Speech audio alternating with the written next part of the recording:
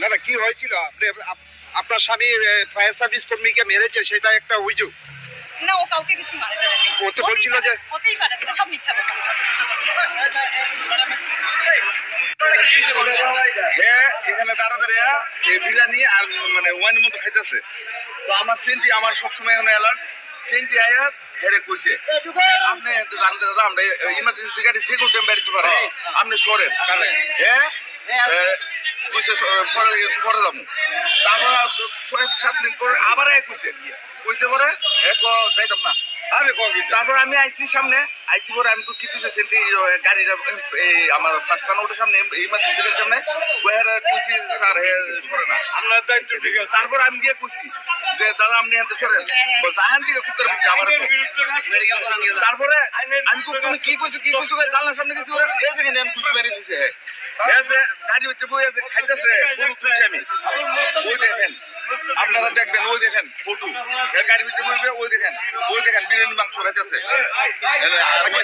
যেহেতু এটা emergency place, সেই জায়গার মধ্যে আপনারা বাধা দিয়ে পরে কি ঘটনা? আমরা বাধা দিচ্ছি, হ্যাঁ আমার উপরে আক্রমণ করছে। প্রথমে ঘুষি মারছে, ওই যেখানে এনে ঘুষি মারছে। উনি মনে হয় নেশাগ্রস্ত প্রচন্ড নেশা অবস্থায় আছে।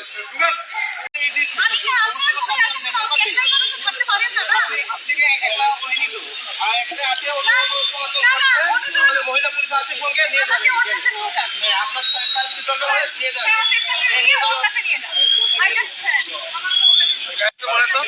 ঘটনাটা হচ্ছে এখানে আছে সবল দাস নাম দাস।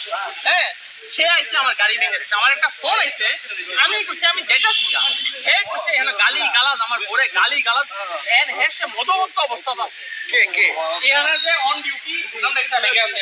অ্যাকচুয়ালি তো এই জায়গাটার ভিতরে গাড়ি রাখার আরে আমার একটা ফোন আইসে, আমি দাঁড়াইছি একদম আমি কোনো একটা না না এটা অনেকক্ষণ আমরা আসে করে পুলিশ আইসে করে আমরা না একদম না আমার গাড়ি উঠে আচ্ছা, আছে। আপনি তো জানতেন যে এটা ইমার্জেন্সি প্লেস। আপনি ক্যামেরা তো দেখেন না কতটুকু আছে। আপনি তো জানতেন এই জায়গাটা ইমার্জেন্সি প্লেস। আপনি জানেন না সেটা কিভাবে রাখছেন এই জায়গার মধ্যে গাড়ি? আরে আমরা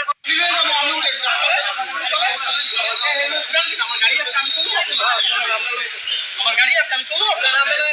আমার এখনো আইনের উপরে বিশ্বাস আছে, মানে আইন আমার সাথে আছে।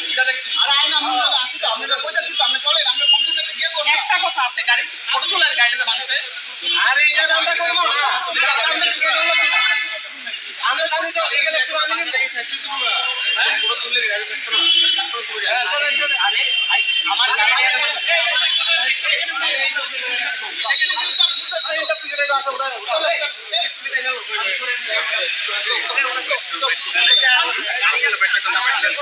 আপনার থেকে জানবো, যেহেতু আপনার স্বামী, আপনারা দুইজন গাড়ির মধ্যে ছিলেন, মানে কি হয়েছিল ঘটনাটা ম্যাডাম যদি একটু বলেন?